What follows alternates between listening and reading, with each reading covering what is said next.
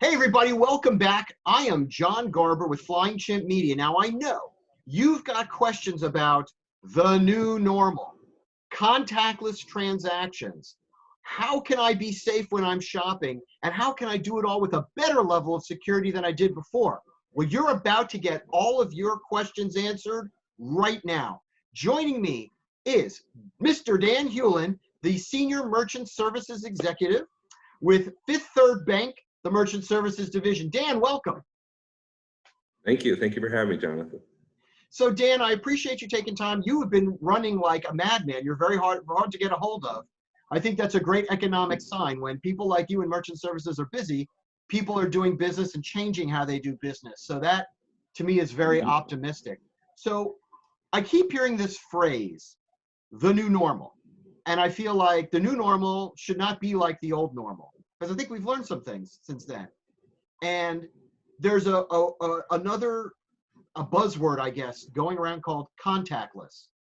Everything should be contactless. Yet sometimes, I don't mean to rat specific people out, Dan, I'm buying something, restaurant, store, takeout, whatever, and I put my card in and then they hand me stuff in a pen to sign. What the hell happened? Tell me about contactless, because that's where I want to go. Contactless and in the retail environment is a couple different things. The terminals, if you saw, Publix turned theirs on recently, so you can tap the card. You have that extra identification there to verify that it's you, as well as more secure for the cardholder using Apple Pay. I use Samsung Pay myself because it can go on any card reader. And I'm using a virtual number, so if that establishment is hacked, they're not stealing my card information. They're just virtual numbers, so I have a new virtual number issued to me. And obviously, I'm not touching the terminal PIN pad except to maybe bypass debit or select a PIN number on glass is nicer than the plastic, or skip signature altogether. There's been rules where signature isn't needed for many scenarios, and having that extra security with the phone helps verify that person. Excellent. So let's break down a couple of things there, because that was the big picture view. Let's drill in a little bit more for the lay people like me and my audience who aren't in all the technology all day. We survived the transition to contactless, to EMV, right? So okay, you got to have a card with a chip. Now, I'm okay sticking the chip card in the reader. But the question is, do I still need to sign after I've done that? Because I thought I was free with cooties there. When I just stuck it in, I pulled out the card. I should be done. Is there a $25 cutoff or something there? Do I really have to sign if it's more than $25? Yeah, most terminals can be set up to have no signature under $25.50, depending on the card network, and it's really dependent of the establishment itself. About is either last April or the April before, most of the grocery and everything did away with signatures altogether because it was no longer required. So really up to the business owner, but under 25, under 50 is definitely not necessary. So that power is in the merchant's hand to make the change based on their existing hardware. It's still EMV, it's still secure. They need to call their provider and get that pad reprogrammed? Correct. All right, that's my message to all you out there. Get your pad reprogrammed or find someone who will, if you know what I mean. So EMV, now there's a new symbol on the card next to the EMV chip. That's the contactless. What is that? Correct. That doesn't so even go, you don't even put that in. Nope, you tap it just like the phone or Apple Watch. Tap. And most of the banks have been moving to contactless cards, as that was the next phase to speed up the chip process. But many banks, Bank of America, Fifth Third, where we are, have been going all contactless. And same thing, about 1.5 inches away, you tap the card. That's the verification. Mostly if it's Visa, they wouldn't have a PIN anyway, but you might have to do a PIN with MasterCard, American Express, Discover, credit and debit transaction. Okay, so we're still back to my trusty pencil pushing numbers. Correct. Okay, I'm a pencil pushing curmudgeon. All right, so let's talk about security on that. EMV, that little chip, that was supposed to increase our security. Now that I move it to something, are people going to be standing behind me, hopefully socially distant, reading that number with like RFID reader? How does that work? How am I protected? Yeah, the range is near field communication, so it's a very close range that you have to get to snag the information. The vulnerability we still have is the magnetic stripe on the card. Once we get rid of that, that'll be a lot better for everybody. They only need to get about a foot away. If you aren't using RFID protector of any sort, they can get a foot away, and they use the chip to get the magnetic strip information. But just tapping, it's only 1.5 inches proximity about. Okay, so when we heard a lot of RFID horror stories, that's not applying on the contactless new chip in the car, the near field communication chip. Correct. Okay, so those are the first two security and contactless things merchants need to know about. They can upgrade pads to contactless. They can increase or remove their limit of people required to sign if they're using chip cards, because they're protected from chargebacks on that, right? The last piece you would mention very quickly, which is using Apple Pay or Google Pay if you have an Android or an iPhone.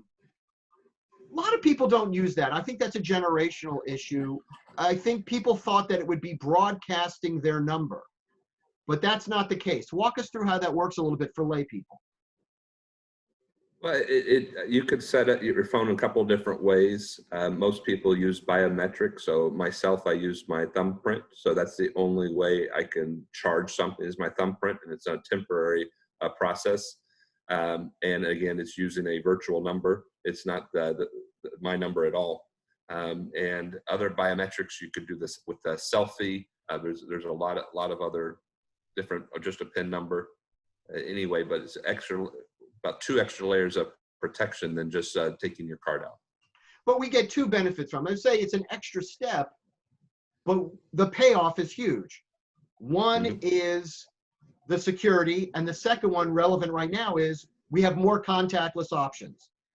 I don't want to touch anything, right? So I win twice for taking that one step, and it's my thumbprint. So who cares? Now, you said something very quickly, which is that it's a virtual number. You mean if I go into Apple Wallet, I think that's it on my iPhone, it's Apple Wallet or Google Pay, Google Pay on the Android, and I enter in all my credit card information, when I go to pay, it doesn't broadcast my credit card number. It's set up like a tokenized one, a different one? Yeah, and this is very common in commercial type programs where they use a one-time use number.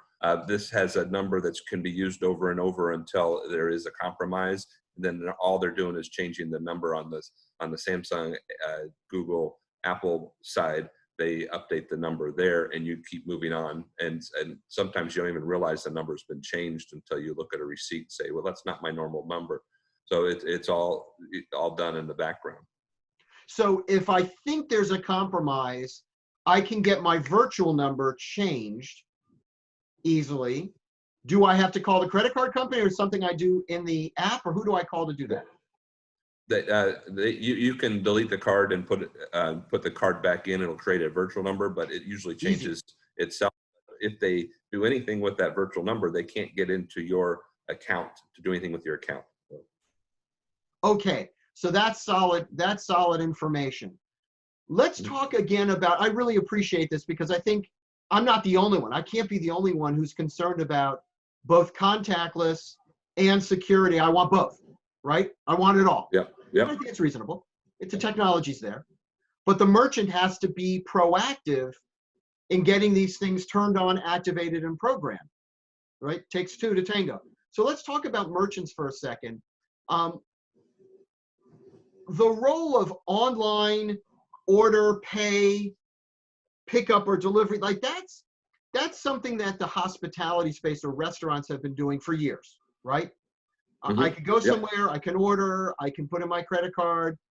Again, they deliver, they tell me pick it up in 15 minutes and I can go grab it. Okay.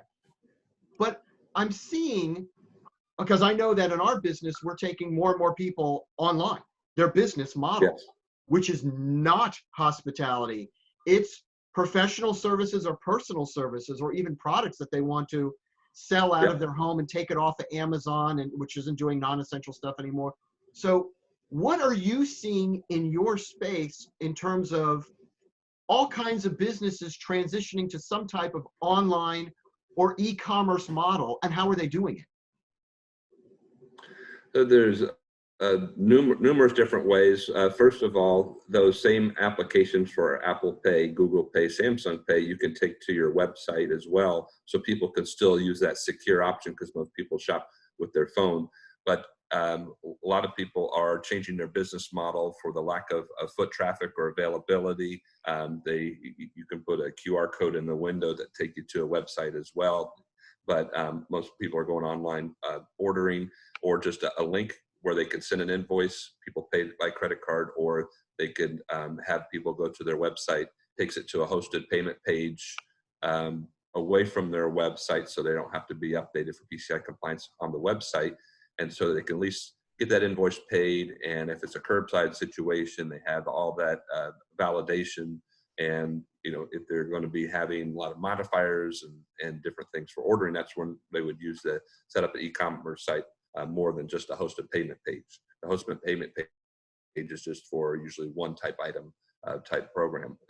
But most people are shifting either from a wholesale to retail model and trying to use your services to promote all over on Amazon and Facebook and all that, instead of just their immediate market that they've been used to marketing to.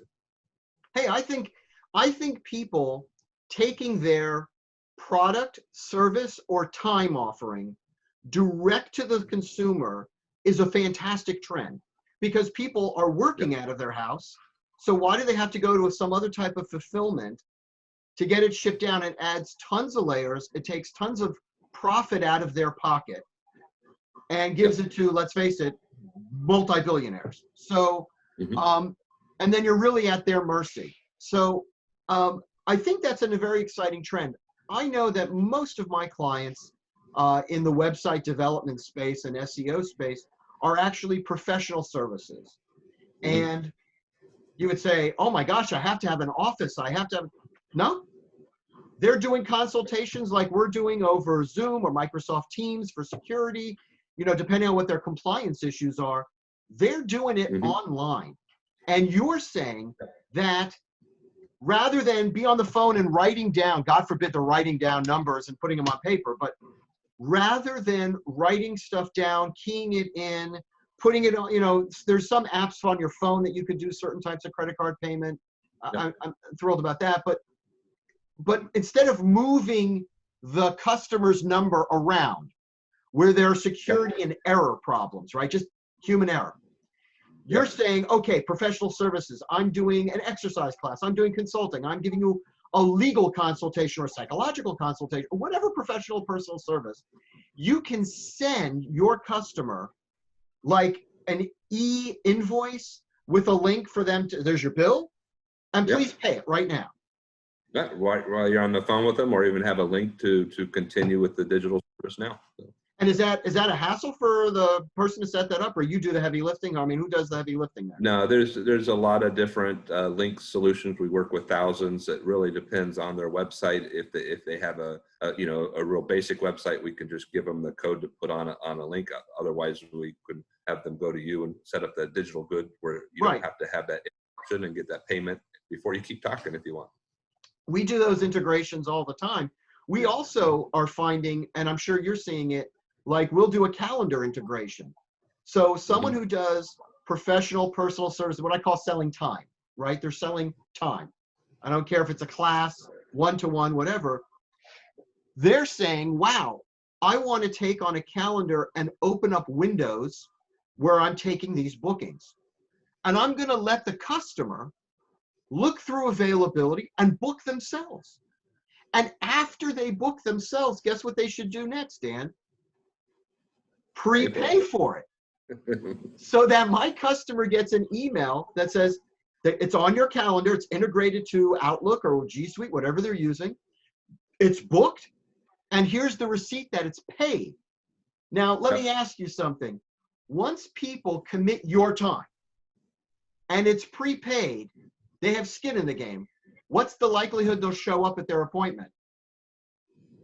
Oh, yeah, very much so. You don't have that Very high. abandoned cart in anything. No. And also, a lot of them are setting up into subscription, where you might set up, if you discuss that, it might be about 6 sessions that you're going to do, where it automatically charges a card, either weekly or biweekly or however on those, instead of having to go through the payment process every time you talk.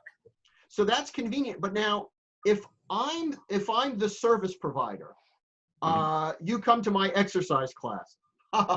Anyway, you come to my nobody thinks I teach an exercise class anymore. All right, I did, used to. If you come to me and you say, okay, we're going to charge you every week or every month or whatever, 2 weeks for this class. I'm not storing the credit card. It's not on my website. It's on yours, right? It's like a token on yours. So I don't ever touch the card. Yeah. Right. Correct. That's super important, because if you're going to make this transition, and this is a transition for a lot of businesses, Dan, first of all, I don't want the work of handling and securing a card, but I don't want the blame. I don't want someone to say, I got a fraudulent charge and it must have been from you. I want to go, nope, I'm PCI compliant. I never saw your number. I never stored your number. I never touched. Is that how this works? Yeah, we're adding this extra security of the IP address of the person using the credit card, and several factors there. And quite frankly, the people that are key and enter cards and they're not getting the full data, that creating extra exposure issues as well. So just their basic information. So it just helps require those extra fields to make it more of a secure transaction. Wow. For preventing chargebacks. Excellent. Because there was a brief period of time, I don't know if you know, but I actually was in the hospitality POS space. And I think we had a statistic like there's 20% error rate when humans are touching credit cards and manually keying in orders and what people did. There's like a 20% error rate. So we just don't need to live with that, right? I mean, we could do better than that. Yep. All right. So thank you very much. You have answered a lot of my questions. And I know if I had them, I share them with a lot of other people. Together, right? Web and payment. I think we should be working together. Web and payment. We've got a full e-commerce cycle. And of course, your expertise, our web expertise, it's all available to anybody. You know, one of the things that we've talked about in the past, you and I, is that 100% of our websites are ADA accessible. Yep. And I think in 2020, anyone who's not thinking about and having an initiative around inclusion, now we have the world is your consumer and they're based at home. They don't have to walk in. I'm not talking about ADA in your shop or store or your office. That I can't help you with. But 100% of our websites are ADA accessible. We put them together with secure merchant services. Every single person can be your customer now. That's what inclusion and security provides. So, and of course, contactless is now. So we talk about the future is now, and you and I are delivering it, and you out there need to be living it. And this is the new normal, right? Yep. All right. Dan, thank you so much for your time. This has been terrific information. Are you okay if I put an email address for you if people want to follow up with any other questions about security or contactless or upgrading equipment? That'd be fine. Okay, so we'll put that in. And again, I thank you for your time.